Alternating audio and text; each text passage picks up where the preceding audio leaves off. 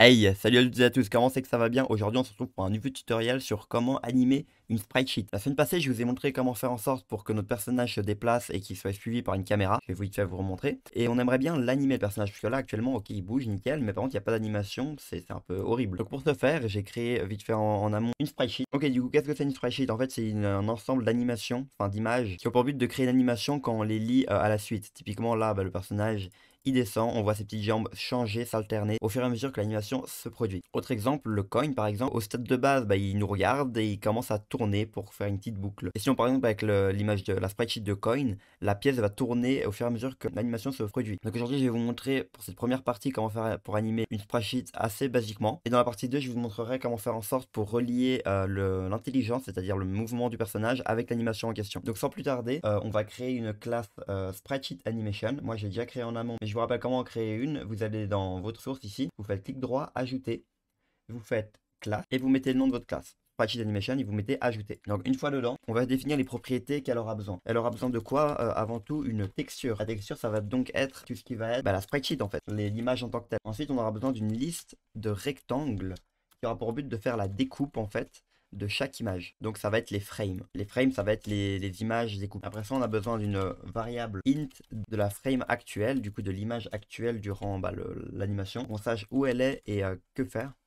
Frame, on va mettre current frame, pardon, la frame actuelle. Mais on aimerait aussi savoir en combien de temps va-t-elle se faire. Donc la frame duration, et ça va être du coup un float. On aimerait bien pouvoir être précis au niveau de la durée. Après ça, on va aussi définir un timer, un timer sur l'animation pour pouvoir la reset en fait. On va aussi mettre une boolean qui va nous servir à indiquer si jamais on veut que ça fasse une boucle ou que ça s'arrête à la fin de l'animation. Là, bool loop. On veut une propriété qui sera la propriété is playing, du coup si jamais elle est en cours d'animation, du coup bool is playing, comme ça si on veut la changer, on le fait à la fin de celle-ci et on la met par défaut à true, parce que quand on l'appelle on veut qu'elle commence. Pour le cas de fonction, j'ai décidé de mettre un multiplicateur, c'est à dire qu'en gros ça va être un paramètre qu'on pourra mettre pour augmenter la taille de l'animation si jamais elle est trop petite ou non. Dans notre cas, ça risque d'être le cas si jamais on ne le met pas, du coup on va le mettre là, comme ça on n'a pas besoin de changer manuellement la taille de l'image. Donc après il y a aussi besoin d'indiquer évidemment le nombre de lignes que possède la sprite sheet.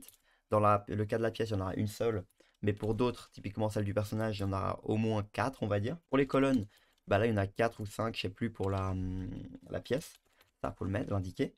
On fait pareil, voilà, pour la colonne, comme j'ai dit. On doit aussi définir la largeur de la frame. Du coup, on va faire une frame width, qu'on va en fait définir plus tard. Et pareil pour la height, une petite faute d'orthographe. Et on va terminer par ajouter la position de départ, qu'on va mettre en 0,0. C'est pas très important. C'est juste pour pouvoir après ensuite la faire changer de place. Par exemple pour le personnage. Là, et pareil pour la position Y. Voilà, maintenant on va on va rendre toutes les propriétés accessibles. Du coup, vous sélectionnez tout, vous faites clic droit, action rapide et factoriser. Et vous faites encapsuler les champs qui va rendre leurs propriétés accessibles. Maintenant, on va créer le constructeur. Donc, public, sprite sheet, animation. À l'intérieur, on va mettre la texture 2D. Du coup, la sprite sheet, on va l'appeler sprite sheet, on s'en fiche. Hop là. On va ensuite rajouter les colonnes. Du coup, on va devoir définir au moment de l'installation le nombre de lignes et de colonnes. Logique. Mais aussi la durée de l'animation, du coup frame duration. On va aussi définir si jamais on veut que ça se fasse en boucle ou non, et par défaut on va mettre que oui, on veut que ça soit en boucle. Et pour la taille, on va mettre par défaut du coup un float, un scroll multiplicateur de 1, multiplicateur, hop là.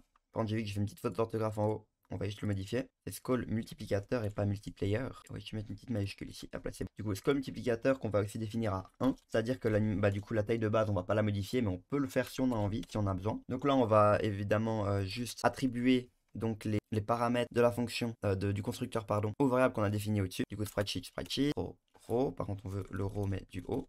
Là on fait pareil pour colonne. Pour la frame duration on fait pareil. On a oublié un petit e à frame duration, on va le rajouter. Hop là. Pour la loop, et pour le scale multiplicateur aussi. Sans oublier un frame qu'il faut que l'on instancie sa liste. New list. Hop là, rectangle. Sinon, on risque d'avoir des erreurs. Après ça, on a aussi besoin de définir la frame width. On l'a pas encore définie. Du coup, la frame width, elle va être égale à quoi? Elle va être égale à la largeur de la spreadsheet divisée par le nombre de colonnes. En gros, ça va être pour la découpe. On fait pareil pour la hauteur, mais du coup, cette fois-ci, divisé par la row, par le nombre de lignes. Par défaut, faut pas oublier aussi, évidemment, de mettre la current frame égale à 0, bien qu'on aurait pu le mettre au-dessus. Pareil pour position, on va le mettre plutôt en bas au lieu de déclarer ici pour que ça soit plus propre. Du coup, position X est égal à 0 et position Y est égal à 0. Ensuite, on va aussi déjà en amont mettre ici une fonction qu'on va appeler cutSpriteSheet. Pour le moment, elle va faire absolument rien parce que je ne l'ai pas encore créée, il y aura forcément une erreur. On va donc directement la créer. Elle va nous servir en fait à couper les images et à nous faire un tableau, enfin une liste plutôt, des frames qu'on pourra utiliser. Donc là, on va direct le faire. On va pouvoir faire du coup un private void, on ne veut pas qu'elle soit accessible en dehors de la classe, ça n'a aucun intérêt. Comme ça, déjà, il n'y a plus d'erreur en haut. Nickel, bon elle ne fait absolument rien. Maintenant ce qu'il faut faire, on va faire une boucle for qui va prendre en paramètre row, du coup le nombre de lignes. On va changer ça et mettre en Y juste pour qu'on ait l'indication. Voilà, ça ne change absolument rien, vous pouvez laisser I et simplement, parce qu'en fait là on va mettre double for, on va mettre un double for, du coup il faudra avoir des variables différentes, pas à chaque fois un I. Donc là on va faire pareil mais avec, donc on va mettre des X, peu importe. Et là on va mettre du coup la colonne qu'on va découper en ligne et en colonne afin de nous donner vraiment la taille parfaite de nos animations, de nos frames. Du coup là on va faire une int frame X est égal à X fois frame width. Ça va être purement pour rajouter dans la liste. On fait pareil avec frame Y et cette fois-ci c'est bien comme ça, Y fois frame height. Du coup on va rajouter cette fois-ci dans notre tableau de liste plutôt les rectangles. Du coup on fait un frame add. En paramètre on va mettre, peut-être mettre ça en minuscule parce que c'est une variable locale. C'est plus dans les normes on va dire.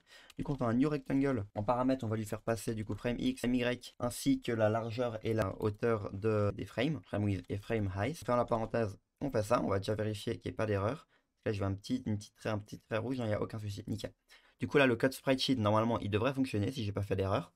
On peut le déplier. Sans plus tarder, on va attaquer la première fonction qui va nous servir à animer en boucle l'animation ou non, en fonction de si jamais on active ou non la boucle. Donc, on va l'appeler animate sprite sheet statique. Je l'appelle statique parce qu'en gros, on va pas vraiment la modifier, mais on va la laisser telle qu'elle, contrairement à la prochaine fonction qu'on fera dans le prochain tutoriel, qui va nous servir donc à faire des animations en fonction de notre mouvement du personnage, par exemple, ou n'importe quelle autre action. Du coup, game time, on le rajoute le game time, ce qui va nous servir en fait à incrémenter du temps dans notre timer, nous faire fonctionner un timer en gros. Donc là, on va directement faire une condition qui va être, si jamais on est en train de jouer l'animation, is playing du coup. Si jamais c'est le cas, on rentre dedans et on incrémente dans le timer le temps qui s'écoule. Du coup, frame timer qu'on a défini plus haut, plus égal float, on convertit. En gros, on casse. En gros, ce que je fais là, c'est pour spécifier à l'éditeur que le paramètre qui va, enfin la variable qui va être après ou ce qui est juste à droite sera de type float, même si c'est pas forcément le cas, mais ça l'assure que c'est le cas. Du coup, gametime elapsed gametime.total seconde qui va nous servir du coup à ajouter le temps qui s'écoule dans notre frame timer, qui va nous faire donc un timer fonctionnel. On va rajouter la condition si jamais le timer est plus grand ou égal à la durée de l'animation, alors on rajoute +1 à notre frame actuel. Du coup, on passe à la deuxième frame, troisième, etc. Du coup, on fait une condition. Si jamais la frame actuelle est plus grande ou égale au nombre de frames que possède l'animation, alors on rentre dedans. À l'intérieur, on va du coup, si jamais c'est le cas, faire passer la current frame à 0 pour qu'elle recommence et qu'elle fasse donc la boucle. Par contre, si jamais on a dit en paramètre que c'était faux et qu'on veut pas de loop, enfin on veut pas de boucle, du coup, si jamais loop est égal à false, alors on rentre et on fait que le isPlaying est égal à false, donc elle s'arrête à la fin de l'animation. Et le frame timer, on le remet à 0 dès qu'on a fini l'animation, dans le cas où ça se répète. Du coup, frame timer est égal à 0. Donc voilà, déjà là, vous avez une animation basique qui va donc faire pouvoir animer un élément en boucle, ou non, juste une fois. Par exemple, l'ouverture d'un coffre, on veut que l'animation se fasse uniquement à l'ouverture, donc le fait de désactiver la loupe permettra en fait au joueur, quand il ouvrira le coffre, que le coffre s'ouvre et reste ouvert en fait. Donc, voilà, on a fini la fonction, sauf que maintenant, il faut le dessiner et le mettre à jour. Ok, maintenant, ce qu'on va faire du coup, c'est rajouter le dessin d'animation. Un petit paramètre que j'ai omis de rajouter, c'est la couleur, parce qu'on aimerait bien pouvoir aussi définir la couleur. Du coup, on va faire un private color, la couleur qu'on va rajouter, hop là, pour plus tard, pour le dessin en fait. Hop là, on l'encapsule encore une fois, comme ça on peut le modifier même à l'extérieur de la classe. Là, on va faire du coup le une fonction draw animation, qu'on va donc appeler après dans le game 1. On va l'appeler draw animation. Là, on la crée.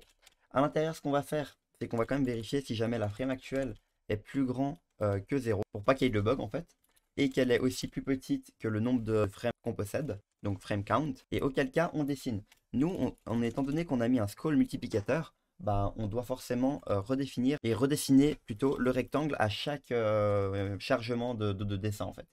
Donc là, on fait un rectangle actuel qu'on va donc définir à new rectangle, qu'on va lui mettre en paramètre donc la position X. Du coup, on lui met un cast en devant, sinon ça mettrait une erreur parce que les rectangles n'acceptent que les int et non les floats. Et notre position, on l'a mis en float, mais pour plus tard dans notre tutoriel, ça sera peut-être utile.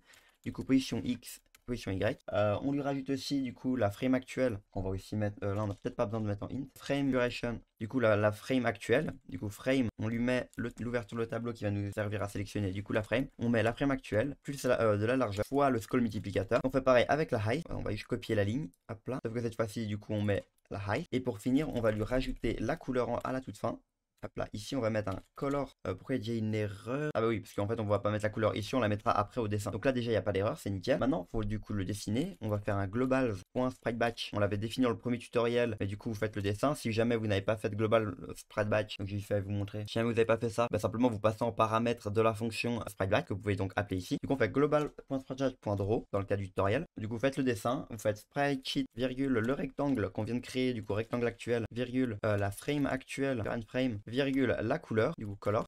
Color qu'on va quand même définir à white par défaut. Color.white, hop là, nickel, mais ça on peut le modifier à l'extérieur, c'est pas si grave. Ok, maintenant on a les fonctions, on a la fonction draw et il faut faire évidemment l'update, mais ça c'est pas très compliqué. On va juste faire une public void update animation qui va prendre en paramètre game time, du coup l'écoulement du jeu. Et on va juste lui mettre du coup la fonction en dessous, si je peux rendre le truc un peu plus propre, au lieu d'appeler juste animation spreadsheet statique. Du coup on va prendre ça. On lui retire le game time là et on lui met une petite virgule point. Du coup maintenant il faut animer le truc. Donc dans mon cas j'ai load l'animation de la pièce que je pourrais vous mettre en description si vous avez besoin. Du coup l'animation de la pièce elle ressemble à ça. Attendez hop là je l'ouvre. Du coup cette animation là, vous pouvez prendre un peu n'importe quelle animation mais je vous mettrai ça en description pour faire le test si vous voulez. Donc voilà je l'ai include comme d'hab. Vous savez comment faire. Vous allez là dans votre dossier par exemple à la source. Vous faites ajouter un item existant et vous cliquez sur votre item, du coup coin pour votre cas, ou enfin plutôt pour mon cas, et vous faites le build.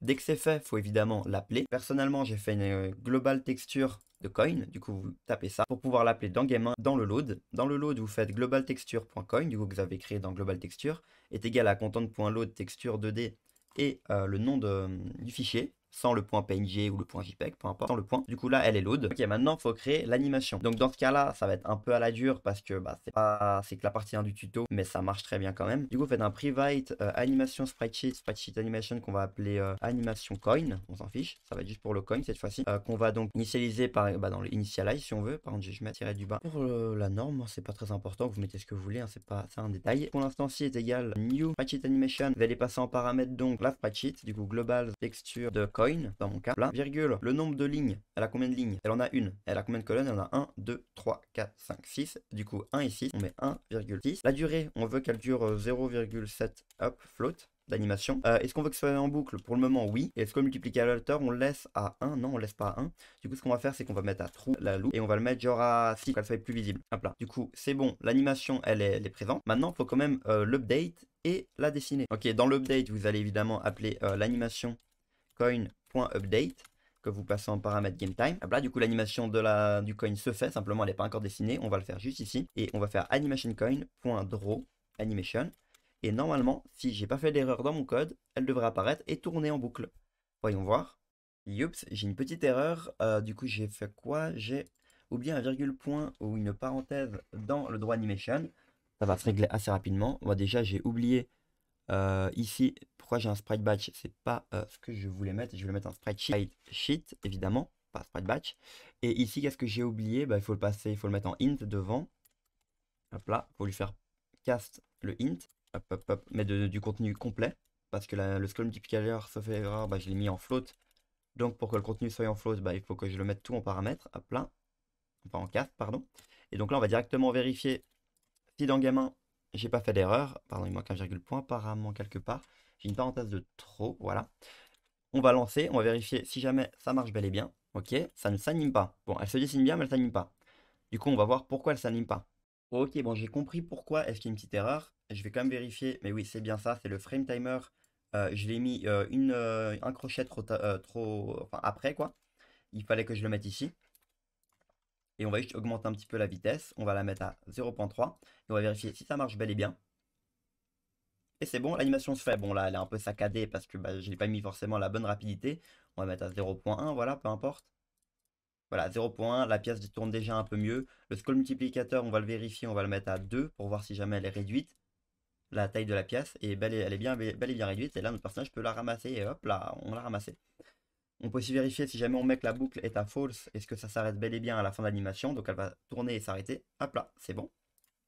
Donc là, c'est bon. Vous pouvez animer à peu près tout ce que vous voulez pour tout ce qui est animation en boucle ou animation qui se reproduit une seule fois, tout en modifiant la taille. Même, je vais vous rajouter la couleur en paramètre.